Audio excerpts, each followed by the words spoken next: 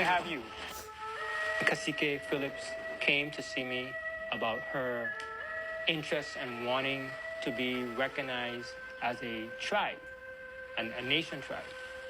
And at the time, it struck me like, whoa, that's a big ask, you know? When she made the request, the first thing I did was I turned to our expert and I charged her with the efforts to do the research to help Mrs. Phillips seek this goal of trying to get the Taino, members of this community to be recognized as a federal tribe. So, after a whole decade had passed, I remember 11 o'clock one night, I opened this email, and I was so overjoyed I couldn't even scream. I opened the email and it says the recognition of the Taino people, the recognition of the Guainia Taino tribe of the Virgin Islands. I was in awe because after 10 years, here comes this recognition. Now that the community has been recognized, the tribe has been recognized here, is that the government really needs to step up. So the idea of land back is really the next step. We now have to teach our children where they came from, where we are with the recognition, and where we need to go. Having land back would mean that we can develop a Taino village where we can teach our children the true history of the Taino, past, present, and future. We have to look at these things, the investiture, the idea of land back, as part of a whole system, a whole structure.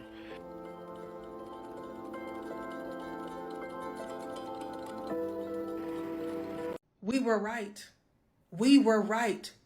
For decades, Black people in America have been shouting from the rooftops about how cancerous white supremacy would be to America and to the rest of the world. And now that it has infiltrated and is literally sucking the oxygen out of the planet, people are finally starting to wake up to the reality that we've been talking about for decades. But the one thing about it is now since everybody sees it, this is the point in history where it changes. I genuinely believe that within the next decade, we'll witness a major cultural shift in the Black community. One where gatekeeping becomes a necessity. Okay, it's going to become sacred. We've been the blueprint for so much. Music, language, fashion, spirituality, beauty standards. And it's not just white people who have exploited us. Sometimes we are experiencing non-Black minorities who have built a platform, businesses, identities rooted in Black culture, while all holding anti-Blackness biases or perpetuating the harm.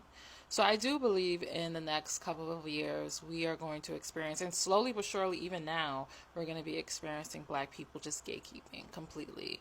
And even that shifting into mainstream, mainstream media, where we have Black celebrities who are going to be slowly but surely gatekeeping the culture as well. The gift and the curse for Black people is that we don't gatekeep, that we don't limit access. Number one, especially for Black Americans, we've been conditioned based on our history in this country to share, to be comfortable with other people. So we don't gatekeep. Matter of fact, if we think that you like our food, if we think you like our music, we inviting you to the cookout, right? But other cultures, look at even country music, where they have gatekeeped because they understand when you give people access, they can come in and they can dominate. They can come in and they can take over. That's why individuals who are of a superior mindset or think that they're superior, trying to maintain control, they also want to maintain access. They want to limit access because they know, if you give people access to things, they can dominate, they can learn, they can become leaders in it. And you don't want to lose your power. See, so that's the issue with us where, here it is where rap music was something that we created, something that we always dominated. But as soon as somebody different comes in and doesn't even have to write their own rhymes or anything, we like, you're the best, this is what we do. We see somebody on TikTok that's dancing just like your nephew dances every day. And it's like, oh, this person is like 1 million followers in a month. So that's the thing. We We celebrate people accessing us and learning and dominating and going on with our culture, which is why you see people in Japan and all across the world with this hip hop culture, Black American culture. Black women, I hope y'all understand me when I say this, but can we go back to keeping the family recipes?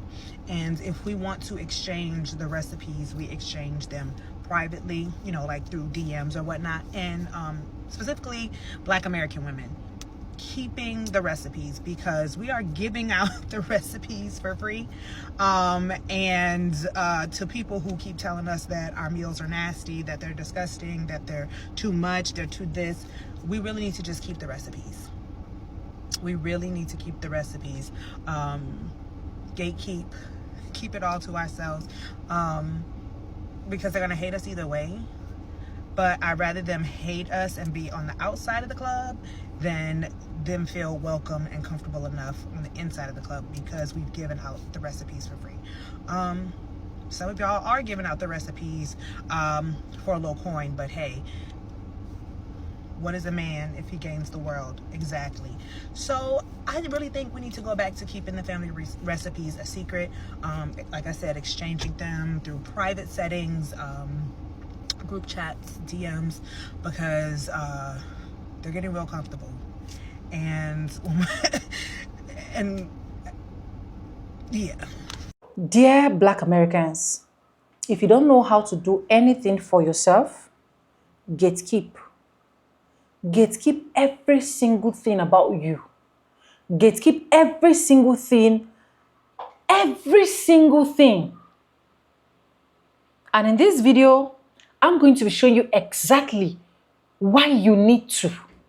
No matter how hard it is, no matter how you're trying that, you are so good, you are so nice, you want to be open to every single person, gatekeeping is very important. Anyways, welcome back to the channel. My name is Sonia. Subscribe, like, comment, and share. Credit belongs to original creators of every clips and stitches we have in our today's episode. This is just for educational purposes, especially for my Black American people. And guys, with that being said, let's dive right into this video, and I'll be back with commentaries. Let's get right into it, guys. I know it's late, but listen, I've been crunching numbers today, and I think you'll be interested. So stick around to the end. It'll be worth it. Over the past 5 years, the Democratic National Convention has raised over $3.6 billion. Now, I took it a step further. Other entities that say Black people should be empowered and pushed, and I went to the Divine Nine, the fraternities and sororities for Black people. Their combined net worth is over $202 million. I took it a step further for the people who preach the oppression Olympics on TV all day, every day, and tell Black people how oppressed they are and how they need help and no one is helping them and everyone is against them. Right. So I looked at their net worth as well. Maxine Waters, $3.7 million. Jasmine Crockett, $9 million. Cory Booker, $3 million. Al Sharpton, $1 million. Jamal Bryant, the race hustling preacher, $1 million. Amanda Seals, Miss Reparations herself, $3 million. Hakeem Jeffries, Mr. Say It to My Face, $9 million. Joy Reid, $4 million. Whoopi Goldberg, $45 million. Don Lemon, $20 million. Kamala Harris, $5.8 million. Now combined, everyone is worth $3.9 billion. So, I said that to say this. Black people, the next time they come in your face telling you how oppressed you are and how you deserve reparations, they got it. So you tell them, don't talk about it, bitch, be about it. You got it, player. Anyway, I just found that interesting. I figured you might find it interesting too. So, I'll talk to you guys later. Love y'all. Bye. Way people want Black people to be in community with racists so bad is so disgusting and insane to me. They will literally tell you, well, put racism aside. Like, let's not worry about racism right now. What are you talking about? You sound crazy and insane and ridiculous. There is a show that came out in the early 2000s. So it was produced by Ice Cube. Hindsight is 2020. The show was called Black White. And if you weren't around then or you've never heard of it, it was a show that was supposed to be, we were very into social experiments. Just watch the Tyra Banks talk show. There's lots of these, but basically the show's premise was that they were going to make over a black family and a white family, and to each other's race, swap their races so that they could experience the world through each other's eyes. And when I watched the show in real time, I remember feeling like this whole thing was preposterous. But I have been kind of had like an awakening as to some themes that one particular thing that I've noticed in the resurfacing of some of the clips that has reframed my understanding of a lot of things. So the family, the white family that is put into blackface to experience life as black people, the father is obsessed with getting called the N word. He's excited to get called the N word. He's excited to experience racism.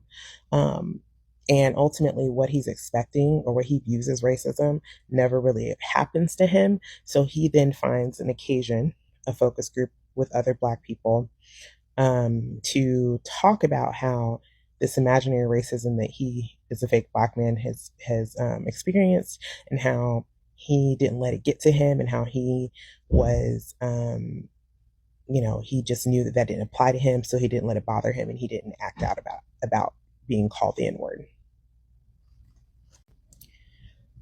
I now have a clearer understanding of what's happening there because I see it so often, all the time, on this internet, in real life. That man, sitting in blackface in a room full of Black people, thought that he could be the shining example of what a Black person is supposed to be, a good Black person is supposed to be.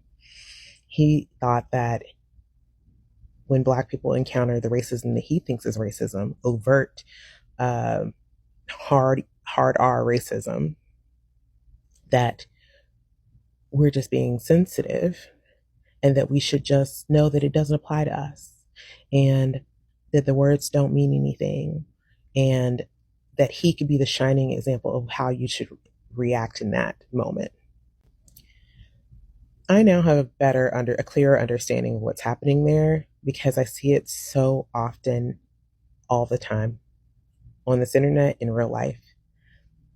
That man, sitting in blackface in a room full of Black people, thought that he could be the shining example of what a Black person is supposed to be, a good Black person is supposed to be. He thought that when Black people encounter the racism that he thinks is racism, overt, hard R racism, that we're just being sensitive, and that we should just know that it doesn't apply to us, and that the words don't mean anything, and that he could be the shining example of how you should react in that moment. And one of the most enlightening things is realizing how pervasive that thought process is among people who are not Black American. Although I would say that thought process exists among any marginalized, those racist thoughts or those racist opinions and words and actions.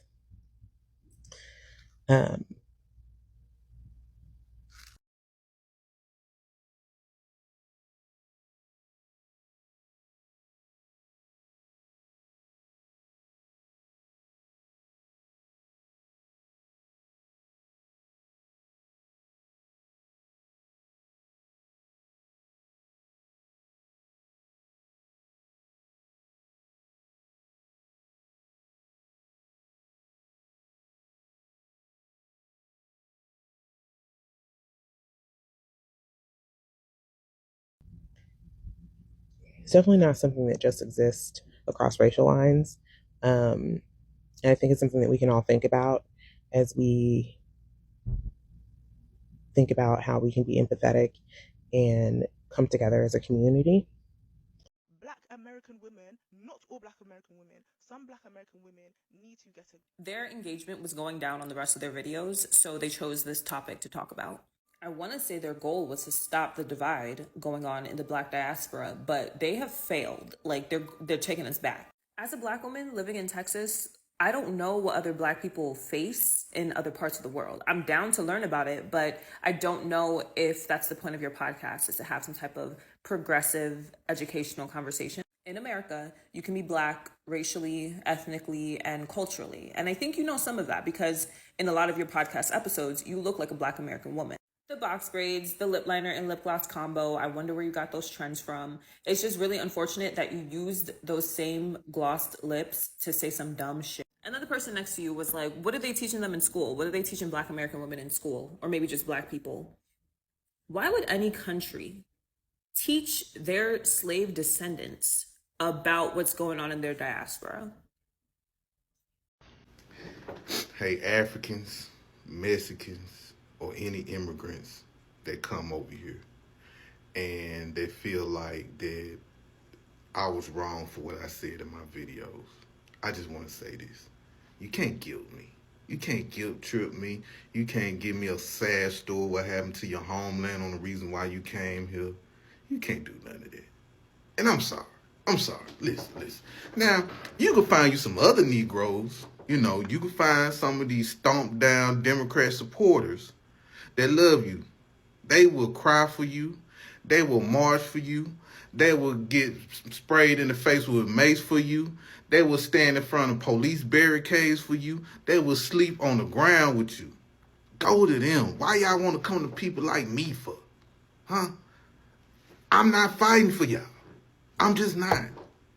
I know it's messed up, but I'm just not. Go to the Democratic supporters, especially the Black ones.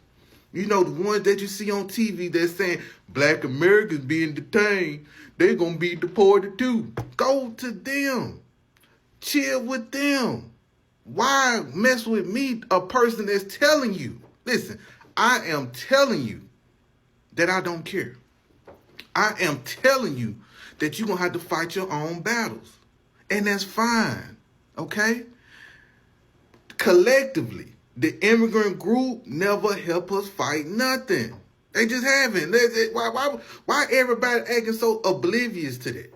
Why? Let's just keep it real. You know what it is? And I know. It's something about white mommy and white daddy. It's something about standing up to white mommy and white daddy that scares a lot of you immigrants.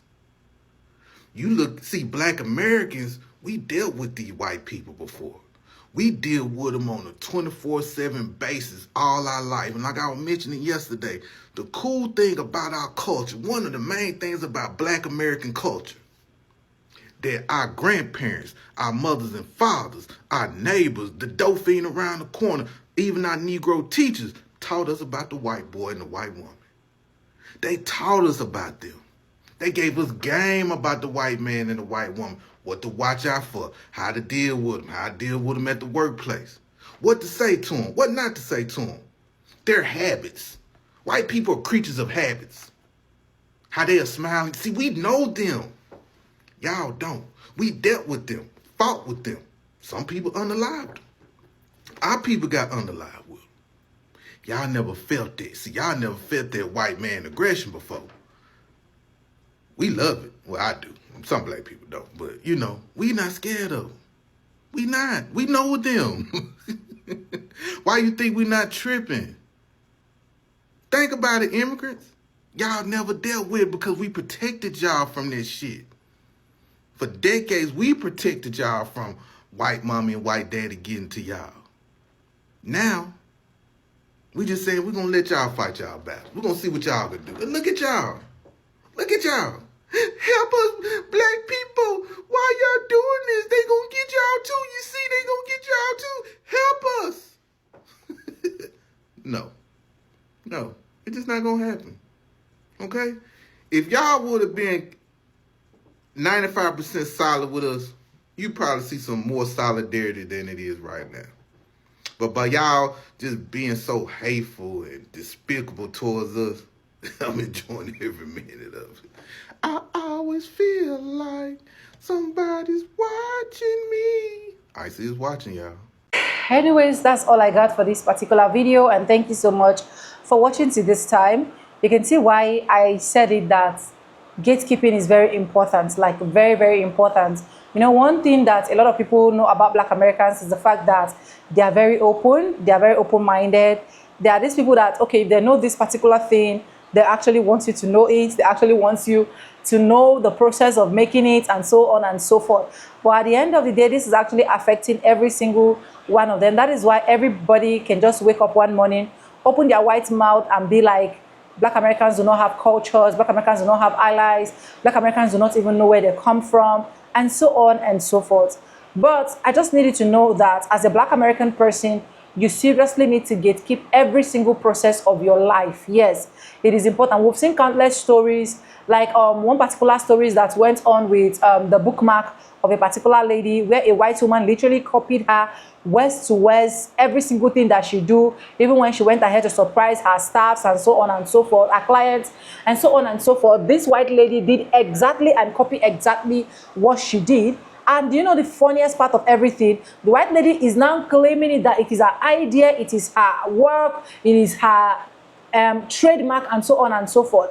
I think a lot of Black Americans saw that video. I think I did that video here, and a lot of them were actually like furious and went for the woman, blah, blah, blah. But it didn't really change so much, but we just know that, okay, this is the rightful owner. You know, one thing I know that God has actually blessed Black people is wisdom, knowledge, and understanding. So there is nothing we cannot change, there is nothing we cannot create, there is nothing we cannot reproduce. And that is why when these people see this particular idea in us, they are trying to take every single thing that belongs to us. They are trying to make it look like it is their own properties, it is their own knowledge, that Black Americans don't even have knowledge about this east, west, north, and south. But at the end of the day, one thing I love what God is doing is God is exposing a lot of them, and then at the end of the day, we have been able to know that Black American people, or Black people in generally, are people that has every single qualities of God's creature. So I beg you in the name of God, in as much as you want a lot of people to learn from you, you want a lot of people to know where you are from, you want a lot of people to get this idea on how they can be able to make this, in as much as you're trying to be open-minded, you're trying to be free, you're trying to help and spread the gospel, because the gospel actually said help one another. Just know that there are some things you need to gatekeep personally to yourself and be like, you see, this particular one I don't share and I don't give to any single person. This is actually the one that actually belongs to me. So if you're giving out of 10, you give just 5 and keep the remaining 5 for yourself. I'm not even going to come here and tell you that you should keep 8. You should give out 8 and keep 2 for yourself. No. If even possible, don't give anybody any history, your culture, or anything. Just go ahead and do your thing, because you know who you are in Christ. When it's time for you to come and show forth and show them in reality, we can now go ahead and show, because how long do they keep stealing from us without appreciating us? They've stole our music, our afros, our food, our tradition, every single thing they've literally stole from us. But the annoying part is not even just stealing, it is stealing without even being able to be like, recognize them that, okay, these people are actually the people that actually created this. Once they steal it, they made it their own trademark, they made it their own property, they made it look as if we are the one that's actually stealing from them. Why? They already knew that we have that talent. Like, God has literally blessed us to that point that every single thing we can recreate, we can build, we can do every single thing. That is how precious and how special we are. But anyways, guys, let me know what your thoughts are in the comment section. Credit belongs to original creators of every clips and stitches we have in our today's episode. If you haven't subscribed, please do what to subscribe, like this video, drop in your comments, and lastly, do not forget to share. This is just for educational people that have the chance to be corrected, so feel free to correct me in the comment section. If you think that maybe I actually said something that you think is abstract, let me know in the comment section. Anyways, with no further ado, I don't like to say in my videos, I'm going to be saying, and I'll see you guys in my next one. Do not touch the die, gatekeep, and keep quiet as a Black person. Let them do the talking, you just watch and listen, and let us go ahead and show them what success is all about. Bye for now. I love you guys. Mwah.